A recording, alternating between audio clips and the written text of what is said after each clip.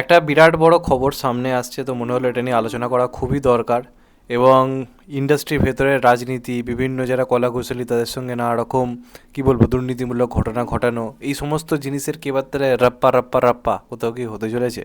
তো কোথাও গিয়ে কি বাংলার যে চার যে মহারথী ধরা হয়ে থাকে যাদেরকে, মানে একটা টাইমের আর কি হিসেব করে যদি দেখা যায়, তারা আজও রীতিমতো বহাল নিজেদের জায়গাতে। তারা হচ্ছেন রঞ্জিত মল্লিক, চিরঞ্জিত চক্রবর্তী, প্রসেনজিৎ চট্টোপাধ্যায় এবং সর্বোপরি আমাদের সবার প্রিয় জিদ্দা।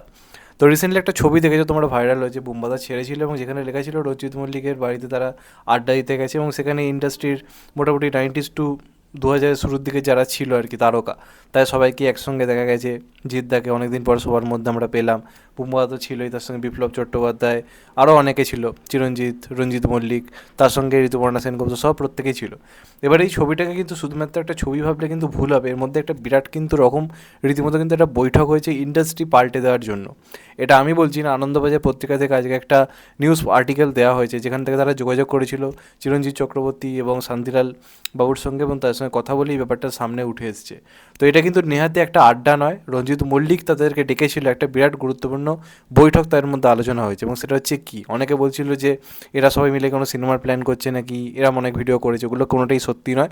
আলটিমেটলি ব্যাপারটা এটা একটা খুব ইম্পর্টেন্ট বৈঠক করা হয়েছে, এবং সেই বৈঠকটা করা হয়েছে ইন্ডাস্ট্রির রিসেন্ট অবস্থাটাকে পাল্টাবার জন্য। আমরা জানি আর্টিস্ট ফোরাম বলে আমাদের একটা কমিটি রয়েছে, যারা দীর্ঘ 25 বছর ধরে কাজ করছে এবং নিজেদের জায়গায় তারা আজও স্ট্রং জায়গাতে রয়েছে, তার একটা নিজস্ব একটা কী বলবো ঐতিহ্য রয়েছে, তারা সেখানে দারুণভাবে কাজ করছে, এই নিয়ে তো কোনো সন্দেহের কোনো জায়গা নেই। সেটার একটা ইম্পর্টেন্স কতটা মানে পরিমাণে রয়েছে সেটা আমরা খুব ভালো করেই কোথাও গিয়ে জানি। তো সেটার কতটা গুরুত্ব আমরা সবাই খুব ভালো করেই জানি। তো সেখান থেকেই ব্যাপারটা উঠে এসছে। সেখানে আমরা এর আগে দেখেছি এই কমিটির সঙ্গে আর্টিস্ট ফোরামের সঙ্গে গিল্ডের নানা রকম প্রবলেম হয়েছে, নানা রকম ঘটনা ঘটেছে।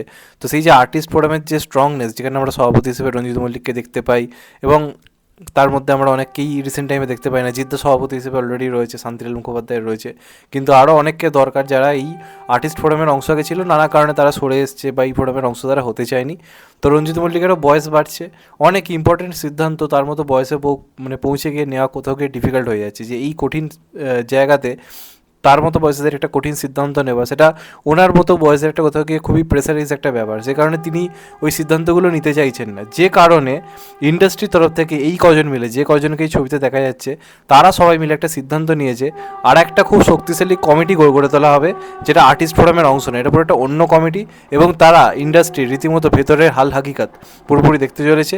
সেটার মধ্যে জিৎ থেকে শুরু করে প্রসেনজিৎ চট্টোপাধ্যায় থেকে শুরু করে চিরঞ্জিত, রঞ্জিত মল্লিক এবং বাদবাকি যতজনকে দেখা গেছে, তারা সবাই মিলেই সিদ্ধান্ত নিয়েছে। তাদের লক্ষ্য হচ্ছে একটাই, ইন্ডাস্ট্রি থেকে যাবতীয় দুর্নীতি দূর করা, সেটা সমস্ত রকম ক্ষেত্রে।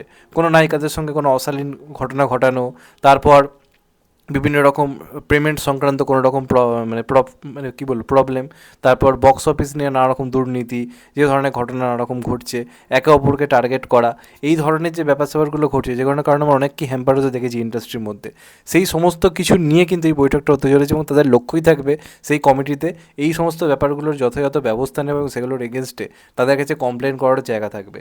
এবার এই যে আর্টিস্ট ফোরামটা বদলে যে আরেকটা কমিটি গড়ে তোলা হচ্ছে, আর্টিস্ট ফোরাম তো নিজেদের কাজ যেমন যা করা করবে, নতুন সভাপতিও হয়তো পাল্টানো হবে, রঞ্জিত মল্লিক এই পদে থাকতে চাইছেন না।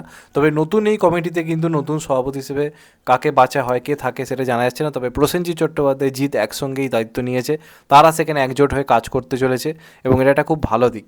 কারণ এখানে আমরা যতজনকে দেখতে পাচ্ছি, কাউকে কিন্তু সেইভাবে সেই রাজনৈতিক রক্তের আঙিনায় কিন্তু দেখা যায় না। এবার এটার মানে এটা নয় যে আমি দেবদাকে ছোটো করছি, কখনোই না। দেবদা পলিটিক্যালি কত ভালো মানুষ এটা আমরা সবাই জানি, কিন্তু দেবদা এই সমস্ত পদগুলোতে তাকে অফার করা হলো, সে করতে চায়নি, কারণ সে আরও অনেক কিছু নিয়ে বিজি রয়েছে, তাকে পলিটিক্স এবং অভিনয় দুটো জায়গায় সামলাতে হয়। বাদবাকি যারা রয়েছে তাদের এই চাপটা এই মুহূর্তেরই নেই, তারা একদিকটা সামলাতে পারবে, যে কারণে কিন্তু দেবদা এই লিস্টের মধ্যে নেই বা দেবদাকে এই বৈঠকের অংশ করেন। কারণ দেবদা কখনোই আর্টিস্ট ফোরামের অংশও ছিল না প্রথম থেকে।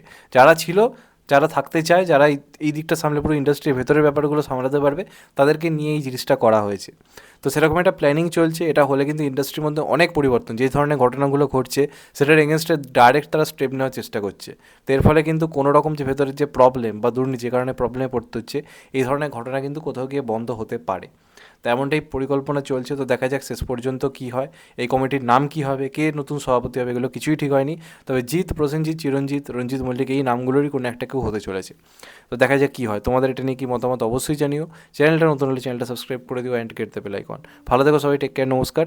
আবার দেখা হবে, এখন তো বাই। সবাই ভালো থেকো, সুস্থ থেকো, নমস্কার, টেক কেয়ার, আবার দেখা হবে, ভালো থেকো।